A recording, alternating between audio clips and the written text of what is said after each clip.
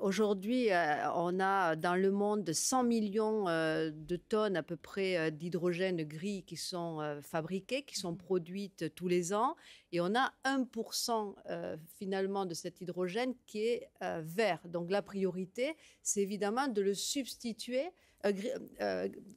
par cet hydrogène gris par de l'hydrogène vert.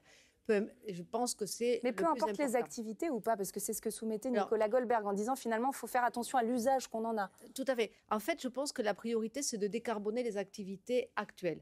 Nicolas a raison en disant que certaines activités vont naturellement baisser, le raffinage des produits pétroliers, probablement.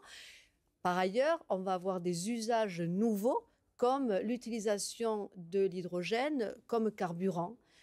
Pour surtout les véhicules lourds, mais pas que. Nous, en 2019, on a organisé un vélo hydrogène qui sont des vélos fabriqués en France à Biarritz, une partie de la Vélodyssée avec un H pour le coup qui est la piste cyclable qui va de Roscoff jusqu'à plus loin que Biarritz, en vélo hydrogène, et c'est une activité en pleine expansion. Je pense qu'il faut quand même juste être prudent dans notre terminologie française, qui n'est pas une terminologie européenne, puisqu'en fait, il y a une ambition réelle affichée européenne où on veut que d'ici à 2050, un quart de l'énergie utilisée totale soit de l'hydrogène. Et en France, on a un peu cette ambiguïté, on va dire, entre hydrogène vert que Marie a très bien défini et qui est produit à partir de l'électrolyse de l'eau avec des énergies vertes, éoliennes ou solaires, et l'énergie bas carbone, parce qu'on revient sur ce fameux débat entre, évidemment, le nucléaire et les énergies renouvelables, débat qui n'a plus lieu d'être, puisqu'on a besoin de tout. Et malheureusement, si on veut être un leader de l'hydrogène vert, il faut aussi être un leader de la production d'énergie renouvelable, ce qui aujourd'hui n'est pas tout à fait le cas, puisque je vous rappelle que la France est encore mauvais élève sur sa partie de production d'énergie renouvelable. Alors, je crois que ce qui est intéressant, c'est qu'effectivement, il y a 2-3 ans, on ne savait pas du tout que ça pouvait exister.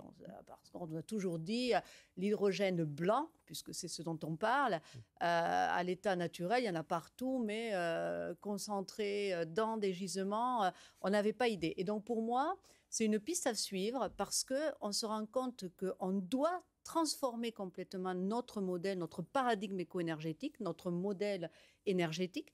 Et finalement, il y a des pistes qu'on pourra suivre qui s'avéreront être de bonnes pistes, d'autres peut-être moins. Mais comme on a besoin de tout et que beaucoup de solutions sont déjà en place, il faut accepter ces mouvements, ces incertitudes et ces certitudes que l'on construit au fur et à mesure. Mais ça veut dire regarder ce qui se passe là, continuer les études qui sont en cours sans pour autant tout miser là-dessus, parce que ça ne peut pas être l'unique solution, c'est ce qu'on disait tout à l'heure, et ça va aussi, ça comprend aussi l'hydrogène naturel finalement. C'est ça qu'on a finalement toute cette gamme de couleurs dans l'hydrogène qui a été présentée et qu'il faut bien maîtriser ces nuances de rose, de vert, de gris, de noir, de blanc et de bleu.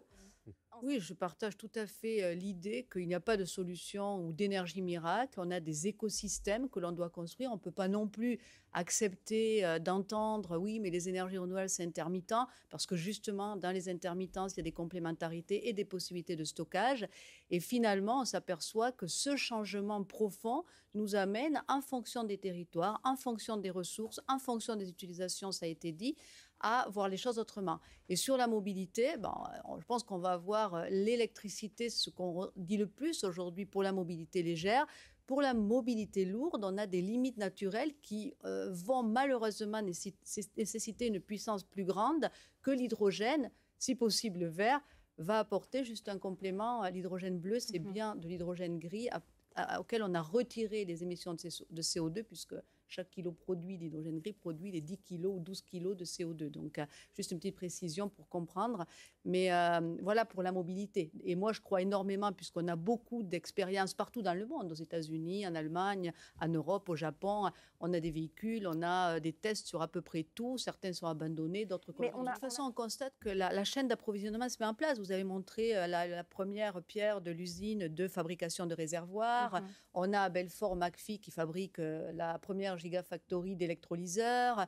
On a les... de toute façon, il y a l'idée de réindustrialisation et de souveraineté souveraineté industrielle qui est évoquée par le président de la République, la filière hydrogène, ça en fait aussi partie parmi d'autres. Ça, c'est clair. C'est une bonne nouvelle pour les jeunes aussi, parce qu'on a quand même un jeune sur deux qui se dit éco-anxieux face au constat de ce changement climatique qu'on voit tous les jours. On a des manifestations tous les jours de plus en plus violentes, fréquentes.